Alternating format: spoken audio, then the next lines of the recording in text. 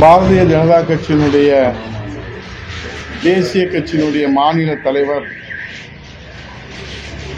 Octopus Annamalai அவர்கள் தமிழ்நாட்டிலே இருக்கிற கட்சிகளை எல்லாம் ஒழித்து கட்ட வேண்டும் என்று பேசி வருகின்றார்கள். ஆசை இருக்குது தாசில் பண்ண, ஆனால் அதிர்ஷ்டம் இருக்கிறது கழுதை மேய்க்க என்ற ஒரு பழமொழி கிராமத்திலே உண்டு. உழைப்பு இல்லாமல் அதிர்ஷ்டத்தை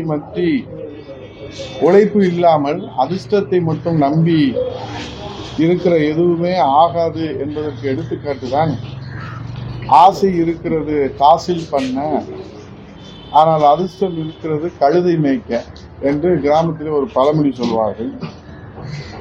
அதே போல கிராமத்திலே சொல்வார்கள், நண்டு கொளுத்தால் வலையில் தங்காது என்று சொல்வார்கள்.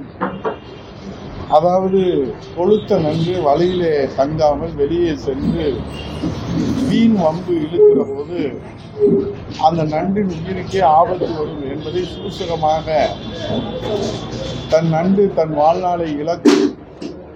அதுதான் நண்டு கொளுத்தால் வலையிலே தங்காது என்பது அந்த கிராமத்து பழமொழி. ஆகவே உண்டு கொளுத்த நண்டு வெளியிலே போய் வம்பு இழுத்தால் வாழ்வை இழக்க நேரிடும் என்று கிராமத்திலே பழமொழி சொல்வாங்க.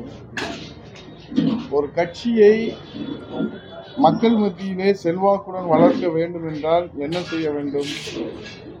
மக்களுக்கு தொண்டு செய்ய வேண்டும், மக்களுக்கு சேவை செய்ய வேண்டும், மக்களுக்கு உதவ வேண்டும், மக்களுக்கு எதிர்காலத்தில் உரிய நம்பிக்கையை ஊட்ட வேண்டும், மக்களுக்கான பிரச்சனைகளுக்கு தீர்வு காண வேண்டும். மத்தியிலே ஆட்சி அதிகாரத்தை வைத்திருக்கிற பாரதிய ஜனதா கட்சியினுடைய ஒரு தேசிய கட்சியினுடைய மாநில தலைவர் என்ன செய்திருக்க வேண்டும்? தமிழகத்துடைய பிரச்சனைகளாக இருக்கிற முல்லை பெரியாறு பிரச்சனைகளுக்கு தீர்வு காண்பதற்கு பங்களிப்பு ஆற்றியிருக்க வேண்டும். காவேரி பிரச்சனைகளுக்கு இன்றைக்கு தீர்வு காண்பதற்கு ஏதாவது பங்களிப்பு ஆற்றினாரா? பாலாறு பிரச்சனைகளை தீர்வு காண்பதற்கு ஏதேனும் பங்களிப்பு ஆற்றினாரா? மீனவர்கள் தினந்தோறும் சுட்டுக் கொல்லப்படுகிறார்களே, அந்த மீனவர்களுடைய வாழ்வாதாரத்திற்காக கச்சத்தீவை மீட்டெடுப்பதற்கு ஏதேனும் பங்களிப்பு ஆற்றியிருக்கிறார்களா? நதிநீர் இணைப்பு திட்டத்திற்கு ஏதேனும் பங்களிப்பு ஆற்றியிருக்கிறாரா? பொருளாதார முன்னேற்றத்திற்கு தொழில் முதலீடுகள் இங்கே கொண்டு வருவதற்கு ஏதேனும் பங்களிப்பு கொடுத்திருக்கிறாரா? கல்வி மேம்பாட்டுக்கு ஏதேனும் பல்கலைக்கழகத்தை கொண்டு வந்து கொடுத்திருக்கிறாரா? சுகாதார மேம்பாட்டிற்காக ஏதேனும் திட்டங்களை இவர் அறிவித்து செயல்படுத்தியிருக்கிறாரா? தொழில் வளர்ச்சிக்கு வறுமை ஒழிப்பிற்கு ஏதேனும் பங்களிப்பு கொடுத்துள்ளாரா? வேலையில்லா பட்டதாரிகளுக்கு வேலை வாய்ப்பை பெற்றுத் தருவதற்கு ஏதேனும் பங்களிப்பு ஆற்றியிருக்கிறாரா? வறுமையை ஒழிப்பதற்கு ஏதேனும் பங்களிப்பு ஆற்றியிருக்கிறாரா? ஆனால் அனைத்து இந்திய அண்ணா திராவிட முன்னேற்ற கழகம் 52 ஆண்டு காலம் சமூக நீதி காப்பதிலே தொடங்கி இந்த தமிழகத்துடைய ஜீவாதார பிரச்சனைகளை தீர்த்து வைப்பதிலே சட்ட போராட்டம் நடத்தி அதில் தீர்வு கண்டிருக்கிறது. இந்த வரலாறு அண்ணாமலைக்கு தெரிந்திருக்கிறதுக்கு வாய்ப்பு இல்லை.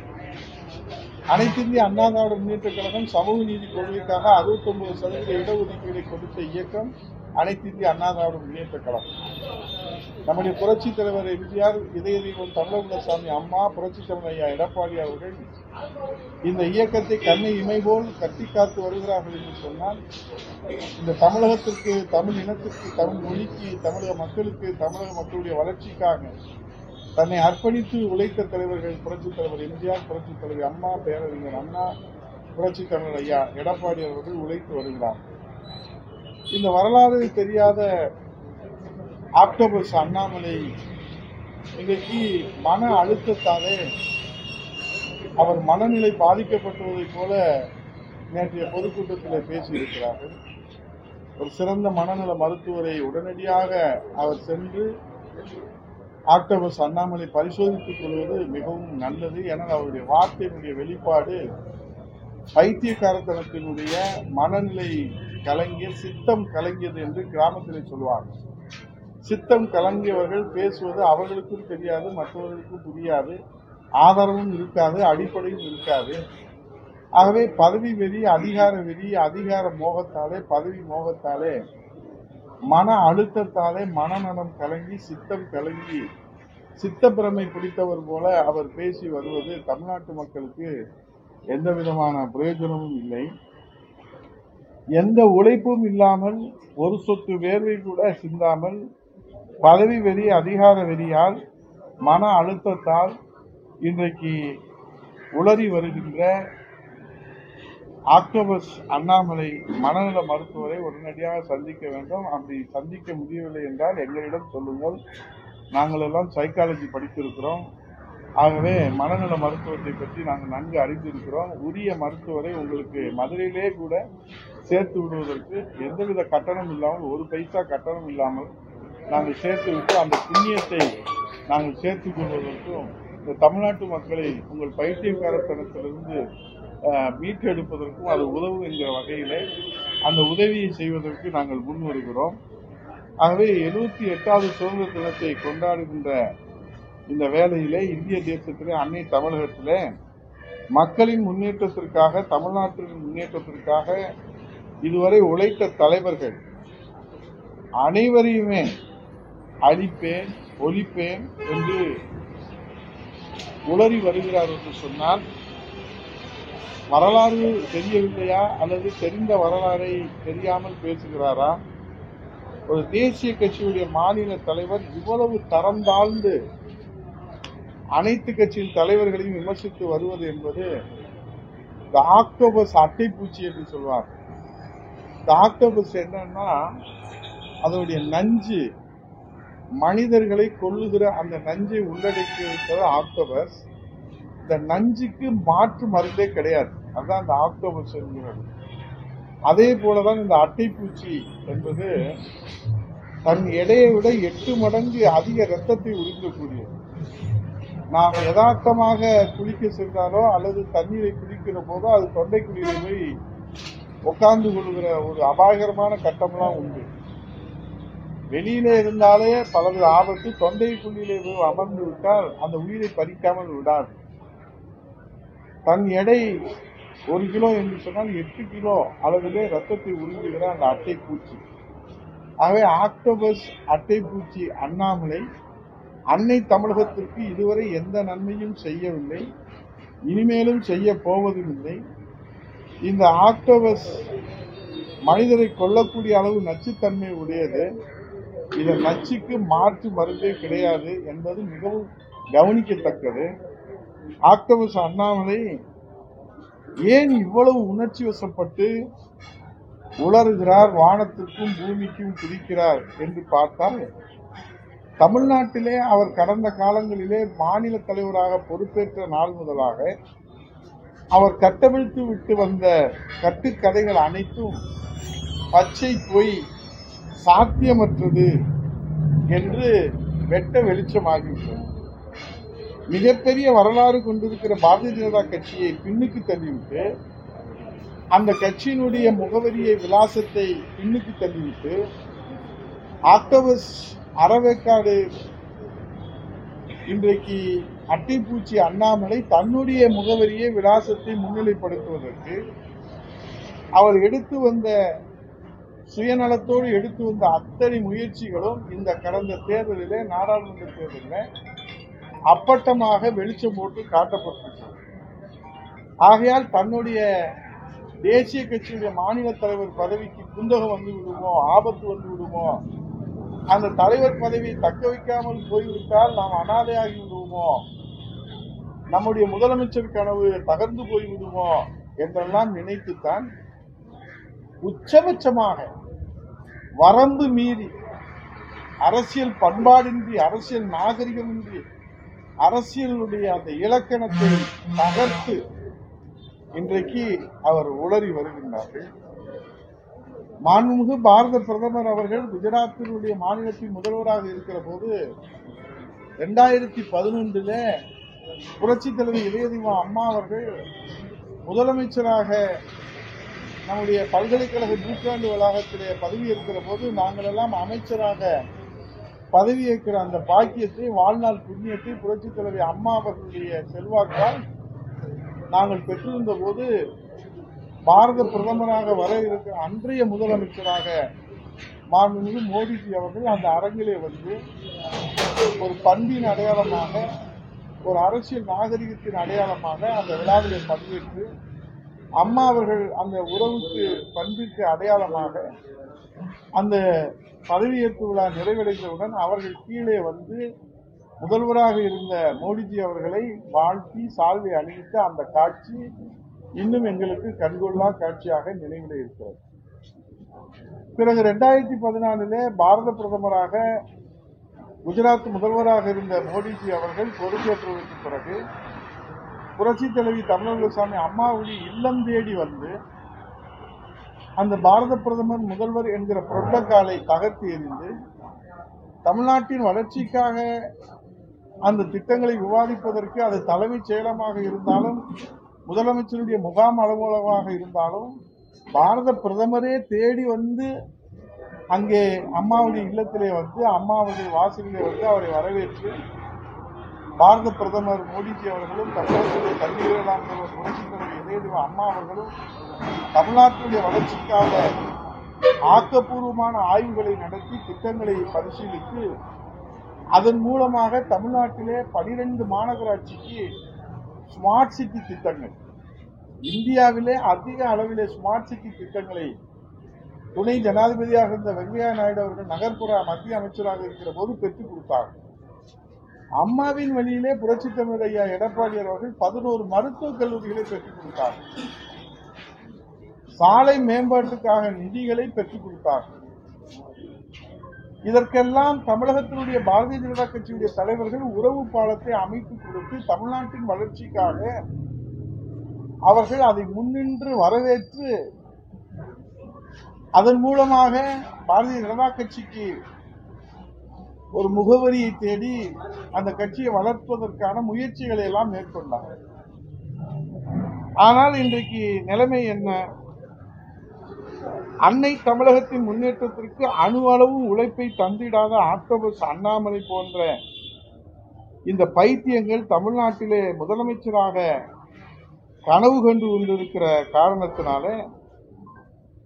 இந்த பகல் கனவு கண்டு கொண்டிருக்கிற இந்த பைத்தியங்களுடைய இந்த காலத்தையும் நாம் கவனமாக கடந்து செல்ல வேண்டியிருக்கிறோம். ஏனென்றால் தினந்தோறும் வம்பு வழக்கு இழுக்கிற பாரதிய ஜனதா கட்சியினுடைய உண்மை தொண்டர்கள், விசுவாச தொண்டர்கள், மூத்த தொண்டர்கள், உழைத்த தொண்டர்கள், கொண்டிருக்கிற தொண்டர்களுடைய உழைப்பை ஊற்றி தன்னை முதலமைச்சராக முன்னிலைப்படுத்துகிற அந்த ஒற்றை வேலையை மட்டும் தமிழ்நாட்டிலே ஜனநாயக நாட்டிலே மக்களாட்சி தத்துவத்திலே யார் வேண்டுமானாலும் முதலமைச்சராக வரலாம், அதில் எந்த மாற்று கருத்தும் இல்லை. ஆனால் இன்றைக்கு பாரதிய ஜனதா கட்சியவே பின்னுக்கு தள்ளிவிட்டு, தான் சார்ந்த கட்சியவே பின்னுக்கு தள்ளிவிட்டு அனைத்து கட்சிகளையும் அழிப்பேன் ஒழிப்பேன் என்று ருத்ரதாண்டவம் ஆடுகிற, வானத்துக்கு பூமிக்கு குளிக்கிற ஆக்டோபஸ் அண்ணாமலை அவர்களே, உங்களுடைய தமிழ்நாட்டு மக்களின் வளர்ச்சிக்கு, தமிழ்நாட்டின் முன்னேற்றத்திற்கு உங்களுடைய பங்களிப்பினுடைய பட்டியலை வெளியிட தயாரா? புரட்சி தமிழர் எடப்பாடியார் 50 ஆண்டு காலம் இந்த தாய் தமிழ்நாட்டிற்கு, 52 காலம் அனைத்து இந்திய அண்ணா திராவிட முன்னேற்ற கழகம் 32 ஆண்டுகளிலே 69% இடஒதுக்கீட்டிலே சமூக நீதி காவலராக புரட்சி தலைவர் இதயதேவ அம்மா அவர்கள் தொட்டில் குழந்தை திட்டத்திலே இருந்து, பெண் குழந்தைகள் பாதுகாப்பு திட்டத்திலிருந்து, பெண் கமாண்டோ படைகள் திட்டத்திலிருந்து, ஆலயங்கள் தோறும் அன்னதானம் வழங்குகிற திட்டத்திலிருந்து, அம்மா உணவகம், அம்மா உப்பு, அம்மா குடிநீர் என்று மக்களின் வாழ்விலே இரண்டர கலந்திருக்கிற கணினி புரட்சியிலே மடிக்கணினி வழங்குகிற திட்டம், கல்விக்காக 14 வகையான உபகரணங்கள் வழங்குகிற திட்டம் என்று முத்து முத்தான வளர்ச்சி திட்டங்கள், முன்னோடி திட்டங்கள், தொலைநோக்கு திட்டங்கள் இந்த தாய் தமிழ்நாட்டை இந்திய திருநாட்டிலே முதன்மை மாநிலமாக உருவாக்கினார். அதன் மத்தியிலே ஆட்சி அதிகாரத்தை வைத்திருக்கிற பாரதிய ஜனதா கட்சியுடைய மாநில தலைவர் இன்றைக்கு பட்ஜெட்டிலே, நிதிநிலை அறிக்கையிலே தமிழ்நாடு என்கிற பெயர் ஒரு இடத்திலே கூட இடம்பெறவில்லை. துப்புக்கட்ட அண்ணாமலை துடித்து எழுந்து, சீறி எழுந்து, தமிழ்நாடு இன்றைக்கு புறக்கணிக்கப்பட்டிருக்கிறது, வஞ்சிக்கப்பட்டிருக்கிறது, நிதிநிலை அறிக்கையில இடம்பெறவில்லை, பீகார் இடம்பெற்றிருக்கிறது, ஆந்திரா இடம்பெற்றிருக்கிறது, தமிழ்நாடு இடம்பெறவில்லையே என்று பச்சை தமிழர் ஆக்டோபஸ் அண்ணாமலை குறித்து எழுந்திருக்க வேண்டாமா? அது குறித்து இதுவரை வாய் திறக்கவில்லை. சிறப்பு திட்டங்கள் குறித்து வாய் திறக்கவில்லை. திட்டங்களுக்கான நிதி ஒதுக்கீடு குறித்து வாய் திறக்கவில்லை. ரயில்வே திட்டங்கள் ரத்து செய்யப்பட்டு வாய் திறக்கவில்லை. திட்டங்களுக்கு ஒதுக்கிய அந்த நிதியை ரத்து செய்துவிட்டு 1000 ரூபாய் ஒதுக்குகிறேன் என்று பிங்க் புத்தகத்தில் அறிவித்ததை பற்றி வாய் திறக்கவில்லை. ஆக்டோபஸ் அண்ணாமலை பைத்தியமே. இப்படி பைத்தியம் பிடித்தது போல் அதிகார பதவி வெறி பிடித்து தமிழ்நாட்டிலே கேட்பதற்கு நாதி இல்லை என்கிறதை போல எதை வேண்டுமானாலும் பேசலாம், எப்படி வேண்டுமானாலும் பேசலாம், யாரை வேண்டுமானாலும் பேசலாம் என்று அந்த அதிகாரம் உங்களுக்கு யார் கொடுத்தது? மக்கள் கொடுத்ததா? ஒரு நியமன பதவி நாளை காலையிலே மோடிஜி அவர்களும் அமித்ஷாஜி அவர்களும் நட்டாஜி அவர்களும் உங்களை எடுத்து விட்டால் உங்களை சீண்டுவதற்கு நாதி இல்லை. நீங்கள் இதை தப்பித்துக் கொள்வதற்காக வெளிநாட்டிலே படிக்கப் போகிறேன் என்று சாக்கு போக்கு சொல்கிறீர்கள். ஆகவே இன்றைக்கு உங்களுடைய தகுதி, உங்களுடைய தராதரம் உங்களுடைய பேச்சிலே இருக்கிறது. நிறைகுடம் தழும்பாது. எங்கள் பொதுச் செயலாளர், எங்கள் தலைவர் புரட்சித் தமிழர் ஐயா எடப்பாடி அவர்கள் நிறைகுடம். நீங்கள் காளி தகர டப்பா. இந்த காளி தகர டப்பா சத்தம் எழுப்போம். அந்த சத்தத்தாலே தமிழ்நாட்டு மக்களுக்கு எந்த பிரயோஜனமும். ஆகவே நான் நாணயமாக இருந்தேன், ஒரு பைசா கூட வாங்கவில்லை. உங்கள் நாணயத்திலே யார் சந்தேகப்பட்டது? நீங்களே சொல்லிக்கொண்டே இருப்பதனாலே அதுல எங்களுக்கு சந்தேகம், தமிழ்நாட்டு மக்களுக்கு சந்தேகம் வருகிறது. கர்நாடகாவில் தானே சேவை செய்தீர்கள், தமிழ்நாட்டில் ஏதாவது சேவை செய்திருக்கிறீங்களா? நீங்கள் பிறந்து வளர்ந்த உங்கள் தாய் வீடு, உங்கள் தாய் நாடு இந்த தமிழ்நாடு. நீங்கள் சுத்த தமிழனாக, பச்சை தமிழனாக இருந்திருந்தால் என்ன செய்திருக்க வேண்டும்? எனக்கு கர்நாடகாவிலே சேவை செய்வதற்கு எனக்கு விருப்பமில்லை. என் தாய் நாடு, என் தமிழ்நாடு, என் தாய் நாட்டிற்காகத்தான் நான் அவதாரம் எடுத்திருக்கிறேன். இந்த தமிழ் மொழிக்காக, தமிழ் இனத்திற்காக, தமிழ்நாட்டு மக்களுக்காகத்தான் நான் பிறந்திருக்கிறேன். நான் இன்றைக்கு படித்திருக்கிறேன், IPS பாஸ் பண்ணி இருக்கிறேன். ஆகவே என் சேவை ஒன்று வேண்டும் என்று சொன்னால் அது தமிழ்நாட்டிலே தான் இருக்கும். இல்லை என்றால் எனக்கு பதவி தேவையில்லை என்று சொல்லியிருந்தால் இந்த அண்ணாமலை பச்சை தமிழன் என்று ஏற்றுக்கொள்கிறோம். ஆனால் பச்சை துரோகியாக கர்நாடகாவில் போய் சேவை செய்து தமிழினத்தை அன்றைக்கு ஏளனமாக பேசிவிட்டு இன்றைக்கு சந்தர்ப்ப சூழ்நிலையினாலே பாரதிய ஜனதா கட்சியிலே நியமனம் செய்யப்பட்ட ஒரு பதவியை வைத்துக் கொண்டு இன்றைக்கு வாய் சவுடால் பேசுகிற அண்ணாமலை, நீங்கள் உறக்க பேசினால் அது உண்மையாகி விடாது. ஏதோ இந்த தமிழ்நாட்டில் இருப்பவர்கள் எல்லாம் ஊமைகள் போலவும், 8 கோடி தமிழர்களும் ஊமைகள் போலவும், ஏதோ நீங்கள் மட்டும்தான் இங்கே இந்த தமிழ்நாட்டை காக்க வந்த அவதார புருஷர் போலவும் முளைத்து 3 இலை விடல 3 வருஷத்துல இந்த போக்கு போனா இந்த தமிழ்நாடு எங்கே போகிறது? அரசியல் நாகரிகம் எங்கே? அரசியல் பண்பாடு எங்கே?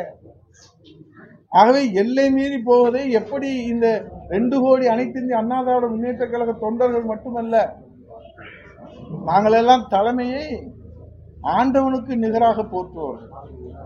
எங்கள் புரட்சி தமிழர் கழகத்தின் நிரந்தர பொதுச் செயலாளர், சாமானிய முதல்வராக சரித்திரம் படைத்திட்ட வருங்கால முதலமைச்சர் புரட்சி தமிழர் ஐயா எடப்பாடி அவர்கள் தெய்வத்துக்கு நிகராக 2 கோடி தொண்டர்கள் ஏற்றுக்கொண்டு 8 கோடி தமிழர்களுடைய பாதுகாவலராக தன்னை அர்ப்பணித்து உழைத்துக் கொண்டிருக்கிறார்.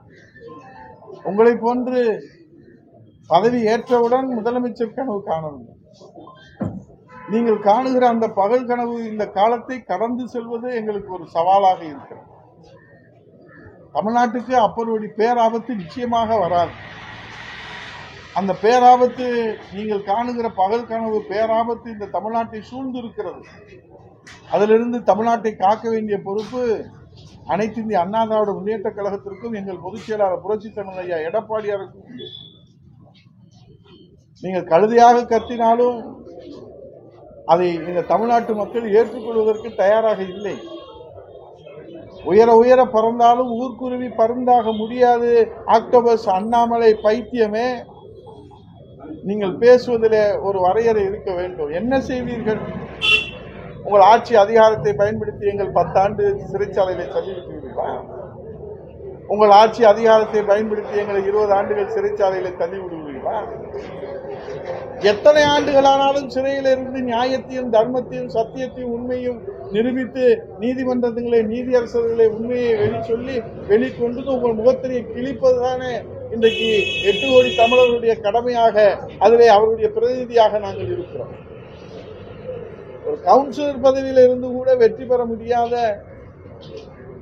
ஒரு தகுதி இல்லாத அறவேக்காடு பைத்தியமாக இன்றைக்கு பித்து பிடித்து சித்தம் கலைந்து தெளிகிற அரைவேக்காடு ஆக்டோபஸ் அட்டைப்பூச்சி அண்ணாமலை அவர்களே பேசுவதிலே ஒரு வரையறை வைத்துக் கொள்ள வேண்டும் என்பதிலே உங்களுக்கு யாரும் பயிற்சி தரவில்லையா? நீங்க யாரிடத்திலாவது பயிற்சி எடுத்திருந்தால் தானே அரசியல் என்றால் என்ன, பண்பாடு என்றால் என்ன, நாகரிகம் என்றால் என்ன? அனைத்து இந்திய அண்ணா திராவிட முன்னேற்ற கழகத்தை இன்னைக்கு கண்ணை இமைகாப்பது போல் கட்டி காத்து வருகிற புரட்சி தமிழர் ஐயா எடப்பாடி, அதில் என்ன உங்களுக்கு சந்தேகம்? இந்த அழிப்பேன் என்று சொல்வதை இதுவரை தமிழக அரசியல் வரலாற்றிலே நாங்கள் கேட்டதில்லை, படித்ததில்லை, பார்த்ததில்லை, வரலாற்றிலே அது இடம்பெற்றதில்லை. அழிப்பேன் என்றால் என்ன? நீங்கள் யார் அழிப்பதற்கு? அந்த அதிகாரம் உங்களுக்கு மக்கள் கொடுத்திருக்கிறார்கள். மக்கள் தீர்ப்பே மகேசன் தீர்ப்பு. மௌன புரட்சி இந்த மக்கள் அளிக்கிற அந்த தீர்ப்பில ஆக்டோபஸ் அண்ணாமலை தமிழ்நாட்டினுடைய அரசியல் வரலாற்றிலிருந்து காணாமல் போவான்.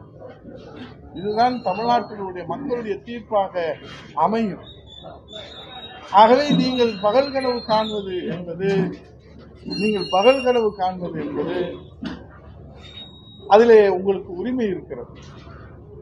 நீங்கள் இந்த தமிழ்நாட்டினுடைய முதலமைச்சர் மட்டுமல்ல, இந்தியாவுடைய பிரதமராக வருவதற்கும் பகல் கனவு காணலாம், இந்திய நாட்டினுடைய ஜனாதிபதி ஆவதற்கும் பகல் காணலாம், அல்லது முடிந்தால் அமெரிக்காவில் இப்போது தேர்தல் வர இருக்கிறத அதிலே கூட நீங்கள் போட்டியிட்டு அமெரிக்காவுடைய ஜனாதிபதியாக வருவதற்கு கூட நீங்க முயற்சி எடுக்கலாம். அதற்கு உங்களுக்கு உரிமை இருக்கிறது.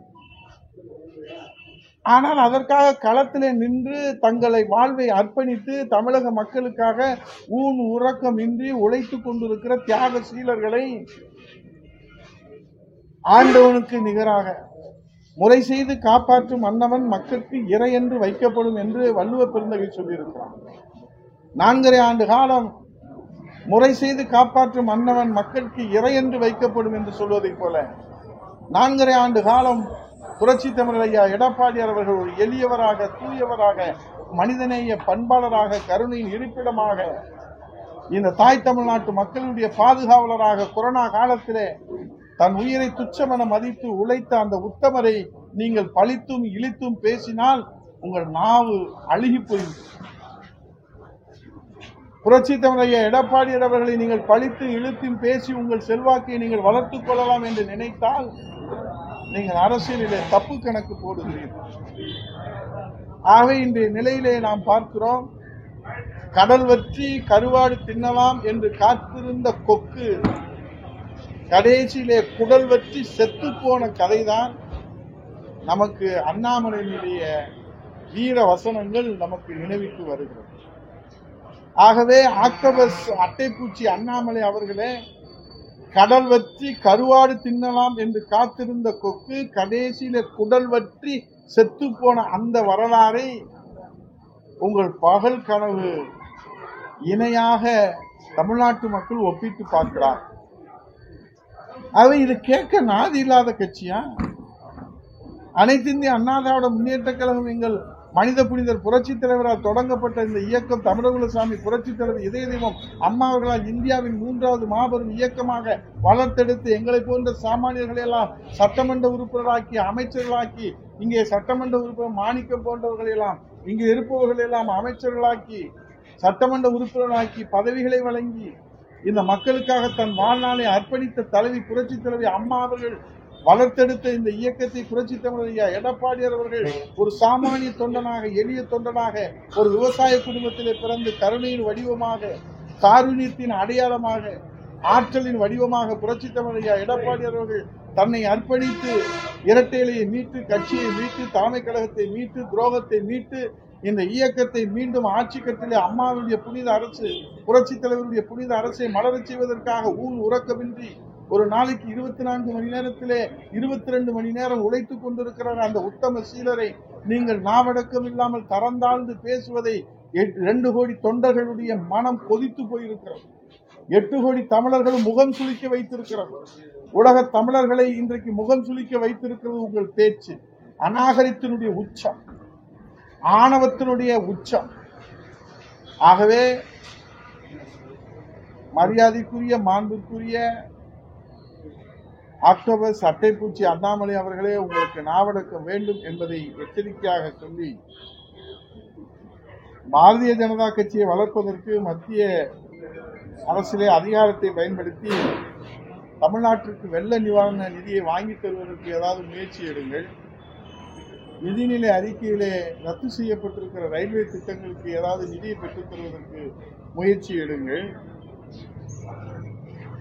இந்த தமிழ்நாட்டிற்கு வளர்ச்சி திட்டங்களுக்கு ஏதாவது முயற்சி எடுங்கள். மெட்ரோ ரயில் 2ஆம் கட்ட திட்டத்திற்கு நிலுவையில் இருக்கிற அனுமதியை பெற்றுத் தாருங்கள். மதுரை மெட்ரோ ரயில் திட்டத்திற்கு அனுமதியை பெற்றுத் தாருங்கள். கோவை மெட்ரோ ரயில் திட்டத்திற்கு அனுமதியை பெற்றுத் தாருங்கள். நிலுவையில் இருக்கக்கூடிய காப்பீடு தொகையை பெற்றுத் தருவதற்கு முயற்சி எடுங்கள். அன்றாடம் கைது செய்யப்பட்டு சுட்டுக் கொல்லப்படுகிற இலங்கை கடற்படையினால் உயிர் பறிக்கப்படுகிற தமிழக மீனவர்களுடைய உயிரை காப்பாற்றுவதற்கு மத்திய அரசிலே பேசி கச்சத்தீவை மீட்டெடுப்பதற்கு ஏதேனும் முயற்சி எடுங்கள்.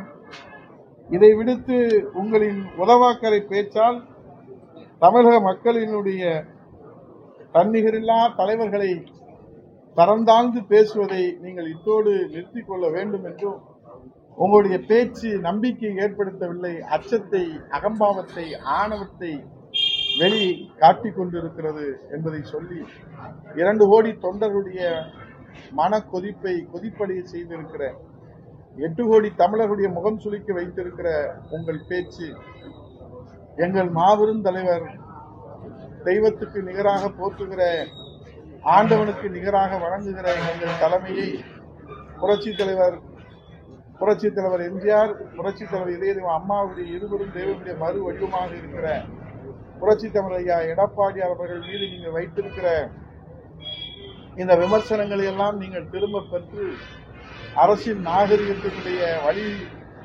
நடப்பீர்கள் என்கிற நம்பிக்கை இன்னும் எங்களுக்கு இருக்கிறது. நீங்கள் கட்சி நடத்துவதிலே, நீங்கள் கட்சியை வளர்ப்பதிலே, கட்சிக்கு செல்வாக்கு உயர்த்துவதிலே, பூத் கமிட்டி அமைப்பதிலே, உள்ளாட்சியிலே வெற்றி பெறுவதிலே எங்களுக்கு எந்த விதமான மனம் ஆச்சரியமும் மாற்று கருத்தும் கிடையாது. அதற்கு நீங்கள் சேவை செய்யுங்கள், மக்களுக்கு உதவுங்கள். இன்றைக்கு கூட கிருஷ்ண ஜெயந்திக்கு முதல்வர் வாழ்த்து சொல்லவில்லை, ஆனால் முன்னாள் முதலமைச்சர் மாண்பு எதிர்க்கட்சித் தலைவர் வாழ்த்து சொல்லியிருக்கிறார். இங்கே சோழவந்தான் தொகுதியில என் அருமை தம்பி அறிவுர் ராதா அவர்கள் இங்கே அன்னதானத்தை ஏழை எளியவர்களுக்கு அந்த விழா கமிட்டியில அவர்கள் ஏற்பாடு செய்து ஊராட்சி மன்ற தலைவர் மலையாள வழக்கறிஞருடைய தலைமையில முன்னாள் சட்டமன்ற உறுப்பினர் சோழவந்தான் தொகுதியுடைய மாணிக்கம், முன்னாள் சட்டமன்ற உறுப்பினர் சோழவந்தான் கருப்பையா, இந்த தொகுதியுடைய பொறுப்பாளர் நம்முடைய ராஜேஷ் கண்ணா, ஒன்றிய செயலாளர் நம்முடைய கொரியர் கணேசன், ஒன்றிய செயலாளர் காளிதாஸ் அவர்கள், நம்முடைய உசிலம்பட்டி தொகுதிய பொறுப்பாளர் அருமை சகோதரர் நம்முடைய துரை தன்ராஜ், திருமங்கலமுடைய தொகுதி பொறுப்பாளர் வெற்றிவேல், மாநில அம்மா பேரவை துணை செயலாளர், நேற்று பிறந்த நாள் இன்று கிருஷ்ண சகோதரி உள்ளிட்ட மகளிர் அணி பொறுப்பாளர் எல்லோரும் சேர்ந்து இன்று மாலை வரை அந்த அன்னதானத்தை வழங்குகிறோம். கொரோனா காலத்தில் முகம் தெரியாதவர்களுக்கு 5 மாதம் அன்னதானம் வழங்கியது புரட்சித் தமிழர் ஐயா எடப்பாடியார் அவர்கள். அரசாங்கத்திலிருந்து பணம் பெற்றுக் கொண்டில்ல, எங்களை போன்ற தொண்டர்கள் எல்லாம் உழைத்து அந்த கொரோனா காலத்தில் தன் எழுச்சியாக நாங்கள் இருந்து அந்த முகம் தெரியாதவர்களுக்கு 5 மாதம் 9 சென்டர்ல அவங்களுக்கு உணவு வழங்கினோம். 5 வேலை 15 லட்சம். தமிழ்நாடு முழுவதும் அந்த கொரோனா காலத்தில் தடுப்பூசி கண்டுபிடிக்க முடியாத காலத்திலேயே தடுப்பூசி இலவசமாக வழங்கப்படும் என்று இந்தியா அறிவிப்பதற்கு முன்பாக தமிழ்நாட்டு முதலமைச்சர் அறிவித்தார். நீர் மேலாண்மையிலே புரட்சி செய்வதற்காக நதிநீர் இணைப்பு திட்டத்திற்கு முக்கியத்துவம் கொடுத்தார். நிலுவையிலே இருந்த கிடப்பிலே கிடந்த அத்தனை திட்டங்கள், அத்திக்கடவு அவிநாசி திட்டம், காவேரி வைகை குண்டாறு திட்டம், நடந்தாய் வாடி காவேரி திட்டம் என்று அனைத்து திட்டங்களையும் புரட்சி தமிழக எடப்பாடி அவர்கள் மாநில நிதியிலே கொடுத்தார்கள். மத்திய அரசினுடைய தயவை எதிர்பார்க்கவில்லை. ஒரு எய்ம்ஸ் மருத்துவமனையை போராடி வாதாடி எங்கள் பதவிகளெல்லாம் அடமானம் வைத்து போராடி வாதாடி புரட்சி தமிழக எடப்பாடியார் முதலமைச்சராக இருந்து மதுரைக்கு கொண்டு வந்து கொடுத்ததுக்கு இந்த தேதி வரைக்கும் அரசியல் காழ்ப்புணர்ச்சியோடு நிதி தர மறுக்கிறீங்க. இடத்த நாங்க கொடுத்துட்டோம் மாநில அரசு. இந்தியாவில் எந்த மாநிலத்திலும் எய்ம்ஸுக்கு மத்திய அரசு தான் நிதி ஒதுக்கியிருக்கு. பட்ஜெட்ல அறிவிக்கப்பட்ட இந்த திட்டத்துக்கு இன்ன தேதி வரைக்கும் நீங்க அரசியல் காழ்ப்புணர்ச்சியோடு ஒரு நாள் ஒரு பொழுது யோக்கிய அண்ணாமலை பேசி ஏங்க இந்தியாவில் இருக்கிற எல்லா எய்ம்ஸுக்கும் நீங்க இந்திய அரசு தானே நிதி ஒதுக்கீடு செய்திருக்குது, இந்த தமிழ்நாட்டில் மதுரையில் இருக்கிற எய்ம்ஸ் ஏன் நீங்க நிதி தர மறுக்கிறீங்க அப்படின்னு யோக்கிய அண்ணாமலை ஒரு நாள் கேள்வி கேட்கிறதா? அந்த தகுதி இருக்கிறதா? அந்த யோக்கிய இருக்கிறதா அண்ணாமலைக்கு? அதை கேட்பதற்கு வக்கு இல்ல, அதை கேட்பதற்கு யோகியதை இல்ல. இந்த ஆக்டோபஸ் அண்ணாமலை அட்டப்பூச்சி அண்ணாமலைக்கு எங்கள் பொதுச் செயலாளரை பேசுவதற்கு யார் அதிகாரம்? முதலிலே ஏதாவது ஒரு தேர்தலில் வென்று அதற்கு பிறகு தலைவர்களை விமர்சனம் செய்வதை நீங்கள் ஒரு மரபாக கடைபிடித்தால் எங்களுக்கு ஆட்சேபனை இல்லை. ஏதாவது ஒரு தேர்தலில் வருகிற எந்த தேர்தலாக இருந்தாலும் இதுவரை நீங்கள் சட்டமன்ற தேர்தல் நின்று தோத்து போகிறார்கள்.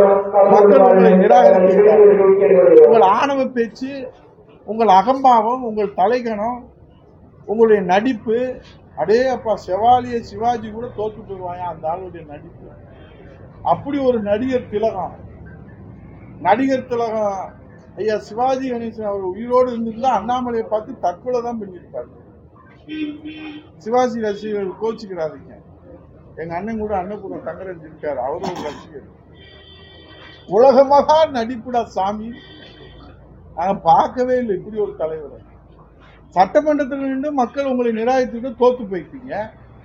சரி, இப்ப நாடாளுமன்றத்தில் நின்று கோயம்புத்தூருக்கு நான் சொர்க்கபுரியா மாத்த போறேன், தொழில் முதலீடு கொண்டு வர போறேன், வளர்ச்சி திட்டங்களை கொண்டு வர போறேன், கோவை மெட்ரோ அறிவிச்ச திட்டத்தை, நிலுவையில் இருக்க திட்டத்தை வாங்கி கொடுக்க வக்கு இல்ல, யோகியதை இல்ல, மக்கள் உன்னை நிராகரிச்சுட்டாங்க. நீ எல்லாம் எந்த முகத்தை வச்சு மேடையில பேசுறீங்க? நான் கேட்கிறேன். மேடையில பேசுவதற்கு மக்கள் ஒரு அதிகாரம் தரணும், அங்கீகாரம் தரணும். இன்னைக்கு பொதுச் செயலாளர் புரட்சி தமிழ் ஐயா எடப்பாடி அவர்கள் மாண்புமிகு எதிர்கட்சி தலைவர் இன்னைக்கு கேள்வி கேட்கிறாருன்னா 1,49,00,000 பேர் வாக்களித்து அனைத்து இந்திய அண்ணா திராவிட முன்னேற்ற கழக கூட்டணியில 75 பேர் தேர்ந்தெடுத்து எதிர்கட்சி தலைவரா அவரை தேர்ந்தெடுத்திருக்கிறோம் ஜனநாயக முறைப்படி. உங்களை மாதிரி நியமன பதவியிலிருந்து விமர்சனம் செய்யலாம். விமர்சனம் செய்வதற்கு ஒரு தகுதி வேணும், ஒரு யோகியதை வேணும், ஒரு மக்கள் அங்கீகாரம் வேணும், ஒரு மக்கள் அதிகாரம் கொடுக்கணும். உங்களுக்கு தான் அதிகாரம் கொடுக்கலையே, 2 தடவை தோத்து போயிட்டீங்களே. இப்போ 3ஆவது தடவை இருந்தாலும் தோக்க போறீங்க, எத்தனை இருந்தாலும் தோக்க போறீங்க. போய் லண்டன்ல போய் படிச்சுட்டு வந்தா நீங்க வெற்றி பெற்றுவீங்களா? அதனால உங்க தலைவர் பதவியை காப்பாற்றிக் கொள்வதற்காக வாய்க்கு வந்ததெல்லாம் பேசாதீங்க, இது நல்லது இல்லை. நாங்கெல்லாம் பேசுனா மதுரை தமிழ்ல பேசுனா தாங்க முடியாது. எங்க சாதாரண தொண்டர்களுக்கு நீங்க பதில் சொல்ல முடியாது. ஏதோ நீங்க மட்டும்தான் பேசுறேன். ஏங்க நீங்க பொறுப்பேற்றதுல இருந்து யாராவது எந்த தலைவராவது வெளியே தெரியுறாங்களா? பாவம் அந்த அக்கா தமிழிசை எவ்வளவு முயற்சி செஞ்சாலும் வெளியே தெரிய கொடுக்கும். ஏன்னா பாரதிய ஜனதா கட்சினா அண்ணாமலை நம்பியா பாரதிய ஜனதா கட்சி 100 ஆண்டுகளுக்கு முன்னாடி தொடங்கப்பட்டது. அண்ணாமலை நம்பி பாரதிய ஜனதா கட்சி தொடங்கப்பட்டதா எங்களுக்கு வரலாறு தெரியல. இதுக்கு முன்னாடி எத்தனையோ தலைவர்கள் இந்த பாரதிய ஜனதா கட்சியை வளர்த்தெடுப்பதற்கு உழைத்திருக்கிறார்கள், உழைத்துக் கொண்டு இருக்கிறார்கள். அவர்களெல்லாம் மூடி மறைத்து விட்டு பின்னுக்கு தள்ளி விட்டு ஏதோ பாரதிய ஜனதா கட்சி இவரே தோற்றுவித்தது போலவும், இவங்க அப்பா நிறுவன தலைவர் போலவும், இவர் தான் அதுல காப்பாளர் போலவும், இவர் தான் ஆபத் பாண்டவன் போலவும் பேசுகிற யோக்கியது இல்ல ஆக்டோபஸ் அட்டைப்பூச்சி அண்ணாமலை இதை எச்சரிக்கையாக எடுத்துக்கொள்ள வேண்டும் என்று கேட்டு இந்த பேச்சை இத்தோடு நிறுத்திக் கொள்ள வேண்டும்.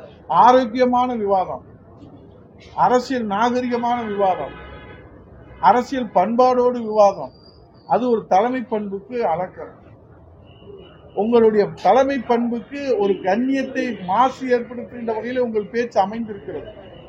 உங்கள் வயதிலே நான் குறைந்தவனாக இருந்தாலும் கூடியவனாக இருந்தாலும் இது அறிவுரை அல்ல, வேண்டுகோளாக வைக்கிறேன். நீங்கள் வகிக்கிற மாநில தலைவர், தேசிய கட்சியுடைய மாநில தலைவர் பதவியினுடைய கண்ணியத்தை சீர்குலைப்பதற்காக உங்கள் உச்சபட்ச உளறல் அமைந்திருக்கிறது என்பதை வேண்டுகோளாக நீங்கள் இதை மறுபரிசீலனை செய்து புரட்சி தமிழர் ஐயா எடப்பாடியார் கருணையின் வடிவம் 8 கோடி தமிழர்களுடைய பாதுகாவலர், ஒரே நம்பிக்கை, இளைய சமுதாயத்தினுடைய வாழ்விலே ஒளியேற்றி வைத்திருக்கின்ற 8 கோடி தமிழர்களுக்காக தன் வாழ்நாளை அர்ப்பணித்திருக்கிற அந்த தியாக சீலரை அண்ணா திராவிட முன்னேற்ற கழகத்தை பற்றி விமர்சிப்பதற்கு உங்களுக்கு எந்த தகுதியும் கிடையாது, தராதரவும் கிடையாது. அண்ணா திராவிட முன்னேற்ற கழகம் டெண்டர் கட்சி என்று சொல்கிறீர்களே, உங்களுடைய கட்சியிலே தான் டெண்டர் முறையிலே இன்றைக்கு பதவி வழங்கப்படுவதாக பொதுமக்கள் விமர்சனம் செய்கிறார்கள். கொலை வழக்கிலே, கொள்ளை வழக்கிலே, கற்பழிப்பு வழக்கிலே, இன்றைக்கு நிதி நிறுவனங்களை நடத்தி கொள்ளையடிப்பதிலே கை தேர்ந்தவர்கள் எல்லாம் இன்றைக்கு அண்ணாமலையின் அடக்கலத்திலே பாரதிய ஜனதா கட்சி என்கிற புனிதத்தை, அந்த மாபெரும் 100 ஆண்டுகள் இருக்கிற அந்த சிறப்பு வாய்ந்த பாரதிய ஜனதா கட்சியுடைய புனித தன்மையை கெடுக்கின்ற வகையிலே இன்றைக்கு ரவுடிகளுடைய, கொலைகாரர்களுடைய, கொள்ளைக்காரர்களுடைய, வழிப்பறிகளுடைய டெண்டர் எடுக்கக்கூடிய கட்ட பஞ்சாயத்து பேர்களுடைய அடைக்கலமாக அண்ணாமலை பாரதிய ஜனதா கட்சி மாற்றி புனிதத்தை கெடுத்து விட்டார் என்று தமிழ்நாட்டு மக்கள் இன்றைக்கு சொல்வது அண்ணாமலை காதுக்கு கேட்கிறதா என்பதை எச்சரிக்கையாக தெரிவித்துக் கொள்கிறேன். மீண்டும் ஒரு முறை சொல்கிறேன், கடல் வெற்றி கருவாடு தின்னலாம் என்று காத்திருந்த போக்கு கடைசியில குடல் வெற்றி செத்து போனோம். இதுதான் அண்ணாமலை இதுல நடக்கும். அண்ணாமலை எடப்பாடியார் தனிப்பட்ட முறையான பிரச்சனையா போயிடுச்சா? இல்ல எங்க மாண்புமிகு எதிர்கட்சி தலைவர் அவருக்கு சொல்வதற்கு மக்கள் அதிகாரம் வழங்கியிருக்கிறாங்க, அங்கீகாரம் வழங்கியிருக்கிறாங்க. நீங்க என்ன உழைப்பு கொடுத்திருக்கிறீங்கன்னா அதை சொல்லுங்க. நான் கிளை செயலாளரா சேரல, நான் ஒன்றிய செயலாளரா சேரல, நான் டைரக்ட் ஐபிஎஸ்ஆ வந்துட்டேன் அப்படின்னு சொல்றீங்களா? என்ன உழைப்பு இந்த தமிழ்நாட்டு மக்களுக்கு சொல்லியிருக்கிறீங்க? பாரதிய ஜனதா கட்சி இன்றைக்கு இது இந்திய தேசத்தை ஆளுகிற கட்சி. அந்த கட்சியுடைய மாநில தலைவர் எவ்வளவு கண்ணியத்தோடு பேச வேண்டும், அதற்கென்று ஒரு மரபு இருக்கிறது. உழைப்பு என்ன கொடுத்திருக்கிறீங்கன்னா சொல்லுங்க.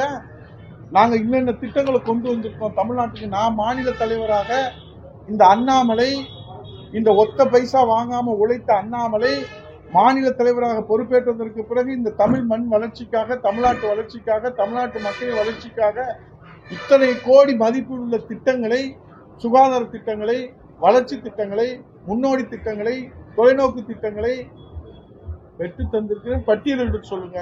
நாங்க பொது வாழ்க்கையிலிருந்தே விளையிறோம். அதைத்தான் பொதுச் செயலாளர் புரட்சித் தலைவர் ஐயா எடப்பாடியார் கேட்டார்.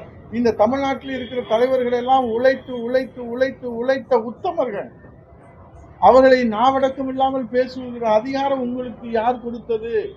நியமன பதவியாலே நீங்கள் யாரை வேண்டுமானால் வசைபாட முடியாத மக்கள் உங்களை தேர்தலிலே புறக்கணித்து விட்டார்கள். 50% கப்பல் அந்த மூளை செலவை செய்த வேலையெல்லாம் தமிழ்நாட்டு மக்கள்கிட்ட எடுபடாது. மூளை செலவை செய்வது, இத்தனை பூத்துல 30% வந்துட்டோம், இத்தனை % கப்புல ஒரு கோப்பையில பாதியை நம்ம நிரப்பிட்டோம், இன்னும் பாதியை நம்ம நிரப்ப போறோம், 30% முதல் இடத்துல வந்துட்டோம், 2வது இடத்துல வந்துட்டோம், 3வது இடத்துல வந்துட்டோம். இப்ப என்ன சொல்ல வரீங்க? தமிழ்நாட்டு மக்கள் உங்களை புறக்கணிச்சிட்டாங்களா இல்லையா? 40ல தோத்து போயிட்டீங்களா இல்லையா?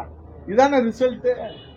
நான் விடிய விடிய படிச்சேன், பரீட்சை எழுதினேன், 34 மதிப்பெண் எடுத்தேன், ஃபெயில் ஆயிட்டேன். அப்படின்னா உடனே இந்த மக்கள் உங்க மேல பரிதாபப்பட்டுருவாங்களா? 35 எடுத்தாதான் பாஸ். 35 எடுக்க கூட பாஸ் தகுதி இல்லாத பாஸ் தான் ஆக்டோபஸ் அட்டைப்பூச்சி அண்ணாமலை. இன்றையிலிருந்து இந்த தமிழ்நாட்டு மக்களால் பெருமையோடு மன்னாதி மன்னன் மக்கள் கழகமாக புரட்சித் தலைவர் எம்ஜிஆர் வழிவந்திருக்கிற தொண்டர்கள், புரட்சித் தலைவர் இதயதெய்வம் அம்மா வழிவந்திருக்கிற தொண்டர்கள், இந்த திராவிட இனத்தினுடைய வழிவந்திருக்கிற தொண்டர்கள், ஒட்டுமொத்த தமிழக மக்கள் விரும்பினால் அண்ணாமலை அவர்களை மரியாதையோடு ஆக்டோபஸ் அட்டைப்பூச்சி அண்ணாமலை என்று அழைக்கலாம் என்பதை தீர்மானமாக நிறைவேற்றுகிறோம். ரொம்ப பகிரங்கமா பேச வேண்டியது அவசியம் தானே?